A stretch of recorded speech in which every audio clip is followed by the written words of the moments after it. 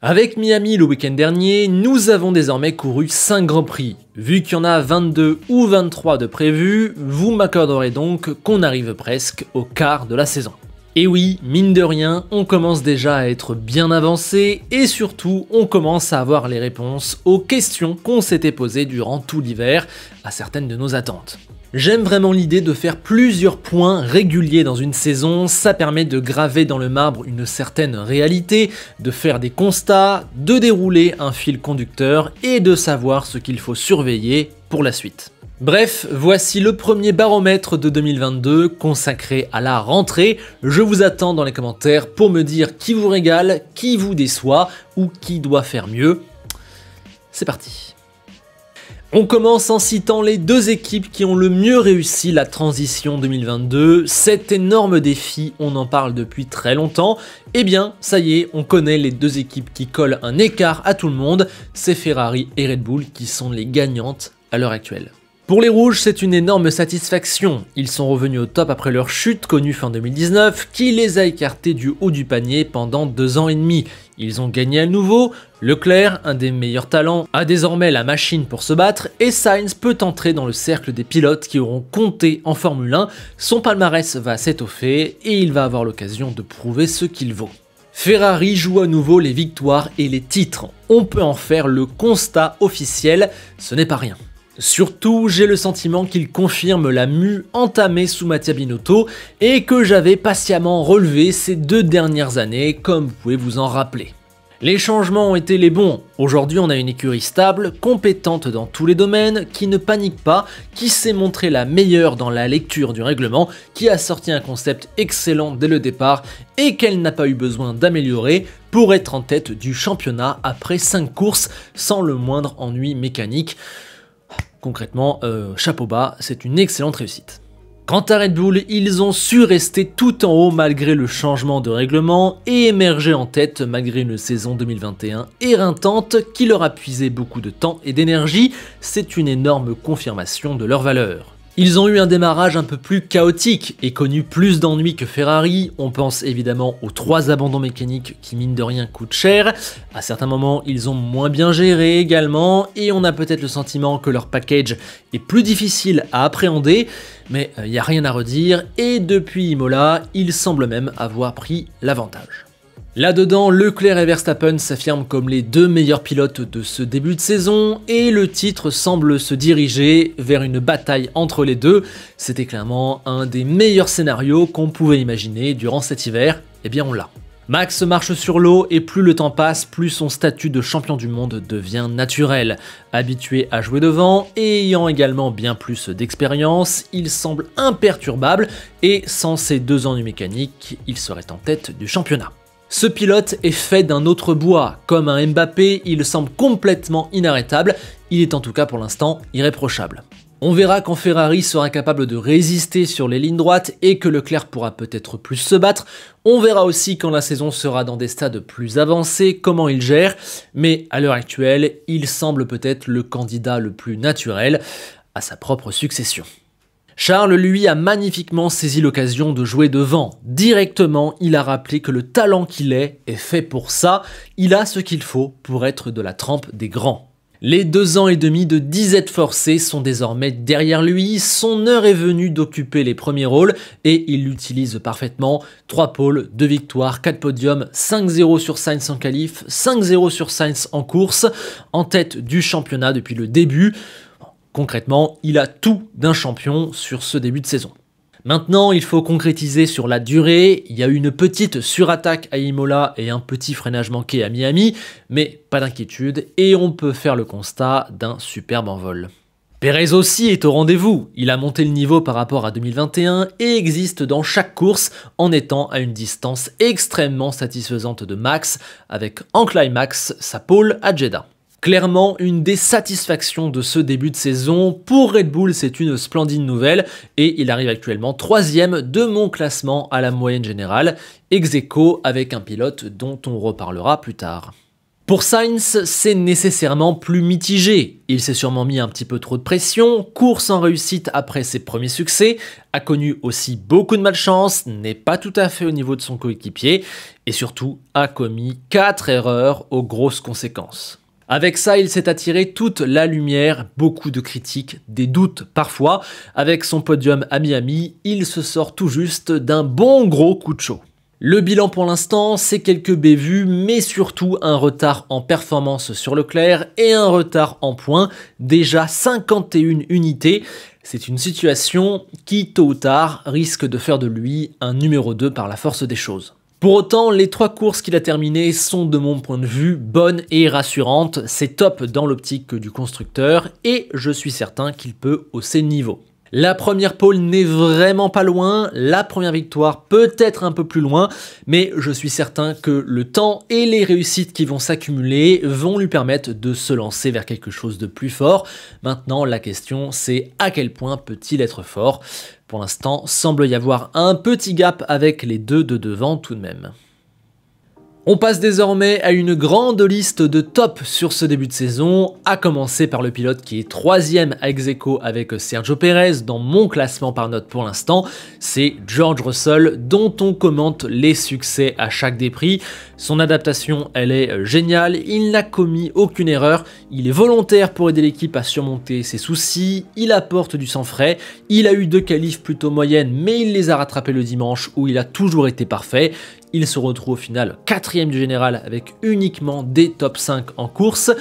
Rien à redire, il maximise sa W13, parfois même mieux que son illustre coéquipier.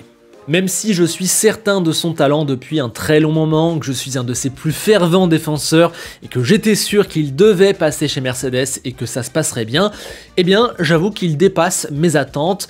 En fait, il est déjà au niveau auquel je l'attendais sur la 2e partie de saison. Dites-moi si c'est pareil pour vous. Au passage, un petit mot sur Hamilton, ça va. Il y a eu des trous noirs, je pense à Jeddah et Imola, et on ne retrouve pas le grand Lewis qu'on connaît, pour plusieurs raisons, mais reconnaissons aussi une bonne dose de malchance, notamment avec les timings de safety car, ainsi qu'une déception et une frustration facilement compréhensibles. Quand on voit ces grands prix à Bahreïn, à Melbourne ou à Miami, on se dit qu'il n'y a pas de raison d'être particulièrement inquiet, même si Russell tient bien la comparaison, et je me dis qu'en plus, il est capable d'hausser encore le niveau, surtout si la voiture vient à s'améliorer. On retourne du côté des immenses satisfactions avec Bottas et Alfa Romeo. Voilà. Quelle histoire absolument magnifique! L'écurie, elle est sortie de sa torpeur et elle peut jouer les points tout le temps. Ils sont même selon moi la 3e force à la bataille avec Mercedes. Quant au pilote, lui, il voit toutes les planètes s'aligner et profite au maximum de ce nouvel environnement idéal. Le featuring parfait, en quelque sorte. On se doutait que ça pouvait très bien se passer entre Bottas et Alfa. Là, on a un scénario de rêve plus. Ensemble, ils peuvent espérer viser la 4e ou la 5e place du constructeur, ce qui franchement, pour la petite structure, est une énorme performance. Joe lui a montré une bonne approche face au monde de la Formule 1. Sur certaines bribes, on a vu son talent, avec un premier point inscrit à Bahreïn et plusieurs courses dans le coup. Il a même surpris positivement. Les derniers week-ends sont frustrants, mais tout n'est pas de sa faute. On sent également un bel écart avec Bottas et un gros manquement en qualif, mais franchement, ça semble aussi plutôt logique. Franchement, je pense qu'il fait mieux que ce à quoi je m'attendais de lui. Dites-moi où vous l'attendiez et où vous le trouvez par rapport à vos attentes d'avant-saison. Voilà, le mot qui le caractérise, c'est vraiment intéressant pour le moment. Va falloir maintenant retrouver tous les éléments bout à bout, marquer des points, sortir de cette vague un petit peu frustrante. Mais Guan Yu, on le surveille clairement parce que c'est pas tout mal. Allez, 3 autres gros tops de ce début de saison, notamment Alexander Albon. Le comeback est absolument magnifique. Avoir inscrit 3 points avec cette Williams compliquée, c'est vraiment un bel exploit. Il arrive à faire quelque chose de cette voiture. Il y a énormément de positifs qui se dégagent autour de lui. Tout le monde n'en parle qu'en bien. Il a déjà prouvé que son retour en F1 était logique et mérité. Chapeau. On a aussi As, peut-être la plus belle histoire de ce début de saison. On les croyait morts, eh bien non, ils sont là à se battre pour des points à chaque course, à se battre en piste parfois avec des Mercedes, à réaliser des 4e places en qualification. Voilà, ils avaient marqué 3 unités en 2 ans, là il y en a déjà 15. c'est presque miraculeux. J'y associe Magnussen qui est revenu au dernier instant comme un boulet de canon, une autre belle histoire. Tout n'est pas parfait, notamment à Melbourne et Miami, mais ce serait complètement injuste de ma part de ne pas le mettre dans les satisfactions de ce début de saison. Et enfin, il y a Lando Norris. Peut-être que ça va en surprendre quelques-uns parce qu'il passe un peu plus inaperçu, mais son travail est vraiment excellent. Il se bat avec une McLaren compliquée, il a sorti 2 top 4 en qualif, il y a des points quasiment à chaque fois. Il n'y a que les pilotes des top teams qui ont une meilleure position moyenne sur la grille que lui. Il est 6ème général avec autant de points qu'Hamilton, il fait podium à Imola, il domine Ricciardo. Pour moi, il continue sur sa lancée de sa splendide saison 2021 et continue de s'affirmer comme un pilote sur lequel il va falloir compter pour l'avenir. On passe au rayon des choses un peu plus moyennes et on retrouve son équipe McLaren qui non seulement n'a pas émergé en tête du classement comme elle pouvait l'espérer, mais qui en plus connaît par moments des trous de performance assez inquiétants. De Jeddah à Imola, ils semblaient avoir mis derrière eux les immenses soucis connus à Bahreïn où ils traînaient en queue de peloton, mais à Miami, ils ont un poil rechuté. Dur de les estimer correctement et on n'y est pas encore totalement, ça c'est sûr, d'où la petite déception, mais ils ont pour eux le fait qu'au classement, eh bien ça va, ils sont 4e avec un petit peu de marge, ils s'en sortent vraiment bien, voilà, c'est ce qui fait que c'est pas non plus la catastrophe totale. Chez Alpine, on a un petit peu le scénario inverse. La performance semble être plutôt là, mais il n'y a jamais tous les éléments qui s'imbriquent pour aller au bout. Il y a eu la mécanique, moteur brimé à Bahreïn puis cassé à Jeddah pour Alonso, et ce joint qui lui enlève un super tour de qualif à Melbourne. Il y a eu la malchance comme à Imola, et il y a eu les erreurs des pilotes comme à Miami, Ocon en FP3, Alonso en course. Il y a toujours quelque chose qui les empêche de concrétiser. Les points perdus bêtement, un petit peu par leur faute, s'accumulent. Ils sont déjà 20 longueurs derrière McLaren. Ils sont devancés par Alfa Romeo. Alonso n'a que 2 points au compteur. Voilà. On sent qu'il y a quelque chose, mais comment ne pas être frustré par ce démarrage ? Côté pilote, Ocon fait un début de saison très propre, finissant toujours dans les points sauf à Imola, où un souci mécanique l'avait fait partir dernier. Il nous a aussi gratifié d'une belle remontée à Miami et fait globalement jeu égal avec Alonso. Il reste cet excellent pilote d'équipe, un des plus constants et efficaces du plateau, sans être parmi les têtes d'affiche. Bref, en ce début 2022, Ocon nous fait du Ocon. Alonso lui semble toujours posséder ce petit truc en plus, on l'a vu notamment en qualif et sur certains mouvements, mais il a eu beaucoup de malchance, sans quoi il serait sûrement dans les mêmes eaux qu'Ocon au niveau du classement. Mais après, on peut aussi signaler qu'il a fait un peu n'importe quoi dans la course à Miami, et que la différence face aux Français n'est pas non plus stellaire. Bon, il y a un petit peu mieux à aller chercher, mais je pense que dès que la chance reviendra, ça ira. Autre équipe qui ne parvient pas à me satisfaire pleinement et à me convaincre, c'est AlphaTauri qui a connu un petit step back par rapport aux années précédentes. Alors ils ne sont pas aidés par l'abandon mécanique de Gasly à Bahreïn et par ses déboires involontaires à Miami, sans lesquels ils seraient bien mieux au classement, mais il manque clairement un petit peu de performance et on ne retrouve pas le supplément qui faisait d'eux une écurie un peu spéciale. Pour l'instant, c'est mou, c'est un peu fade. Dans cette espèce d'entre-deux, on peut clairement rajouter Tsunoda, dont on a parlé en longueur récemment sur la chaîne, le lien est dans la description. Voilà, on sent qu'il y a du mieux, qu'il y a une meilleure approche, que des choses se mettent doucement en place, que son talent peut parfois mieux s'exprimer et qu'il en a un beau, mais ça ne reste pas assez et sa course à Miami était clairement largement en dessous des attentes, donc on en attend encore mieux de Yuki d'ici au prochain point. Allez, on glisse d'un rang pour se retrouver du côté de ceux qui font un début 2022 limite, voire pas terrible du tout. C'est le cas de Williams, malheureusement, qui a certainement le pire potentiel de toute la grille. En qualif, c'est certain, c'est plus contestable en course, ils arrivent parfois à s'en sortir. Mais ce qui est certain, c'est qu'ils sont pour l'instant derniers du championnat et que c'est une déception. Ils n'ont pas su profiter du nouveau règlement pour améliorer leur situation. Malgré tout, ils évitent la catastrophe en proposant une assez étonnante capacité à capitaliser sur les portes qui s'ouvrent et sur les erreurs des autres. Les coups faits avec Albon nous régalent. L'autre écurie en grosse galère, c'est Aston Martin, leur avant-dernière place au classement et les nombreux moments gênants qu'ils nous ont déjà offerts sont évidemment d'énormes déceptions. Ce n'est pas le nouveau début de réglementation qu'ils espéraient et même qu'ils nous vendaient grossement depuis un petit moment. Après, à part en Australie, ils ne s'en sortent jamais trop mal en course. Il y a moyen de faire quelque chose, ils ne sont pas largués et faudra voir comment ils développent. Côté pilote, Vettel fait un début de saison globalement assez semblable à sa saison dernière. Il a été absent sur les 2 premières courses à cause d'une certaine maladie.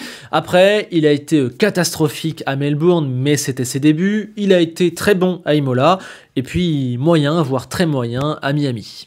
Pour Stroll, on retrouve le côté plus stable, plus intéressant, mais pas ouf qu'on décrivait par rapport à sa saison 2021. On l'a vu bon, voire plutôt très bon du côté d'Imola ou de Miami, mais il y a des gros ratés, des gros trous qui gâchent sa saison. Le week-end catastrophique de Melbourne évidemment, mais aussi avoir été battu par Hülkenberg en qualif à Bahreïn. Dernière catégorie, ceux qui sont carrément hors limite, et pour l'instant je ne place là que Nicolas Latifi. Je ne vais pas me répéter sur lui, chaque fin de Prix lui est consacrée, donc je pense que vous connaissez la chose.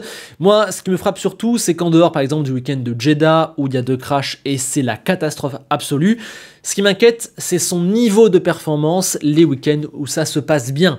Par exemple, les 3 dernières courses, il ne s'est pas crashé, mais il est juste trop loin, trop faible.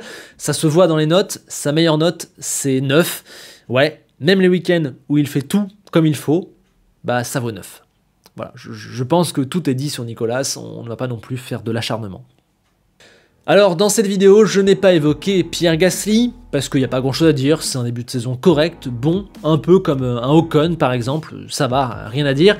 Je n'ai pas évoqué non plus Ricciardo et Schumacher, j'aurais classé les deux dans moyen, car l'Australien n'est pas cata, mais manque clairement d'un petit truc en plus, de sauce, et car l'Allemand a montré du bon, mais aussi du moins bon, donc c'est mitigé. Mais ces deux-là, je me les garde sous le coude parce que je pense que c'est des sujets développants, comme on dit. Bientôt, ils vont s'imposer dans l'actualité, il y a des choses à dire, ils sont à un tournant. Je me laisse du temps pour voir comment ils s'en sortent et développer leur cas dans des vidéos plus longues. Sur ce, je vous affiche mes moyennes générales, formées grâce aux notes qu'on donne tous ensemble après chaque week-end de Grand Prix. Pour l'instant, l'échantillon est faible, donc ce n'est pas figé, mais déjà des dynamiques se dessinent. Je vous invite aussi à faire pareil, à donner vos notes, comme ça vous avez une moyenne générale, c'est pas parfait, mais c'est un bel indicateur de plein de choses. Voilà pour les pilotes, voilà pour les équipes, je vous laisse faire pause si vous voulez scruter tout ça plus profondément. Et voilà donc précisément où on se trouve après 5 courses en 2022. Plein de choses peuvent encore bouger, mais voici le constat officiel du presque quart du championnat. Allez, je vous redemande votre avis sur tout ça dans les commentaires, j'ai hâte de vous entendre, peut-être avons-nous des points de désaccord, si c'est le cas, j'en débattrai avec plaisir. Je vous incite au like, au partage et à l'abonnement pour soutenir la chaîne, ça fait toujours beaucoup de bien et je vous remercie de toute votre implication. On se quitte désormais avec la célèbre phrase d'Enzo Ferrari, réussir 5 courses, c'est bien, 23, c'est mieux. À bientôt.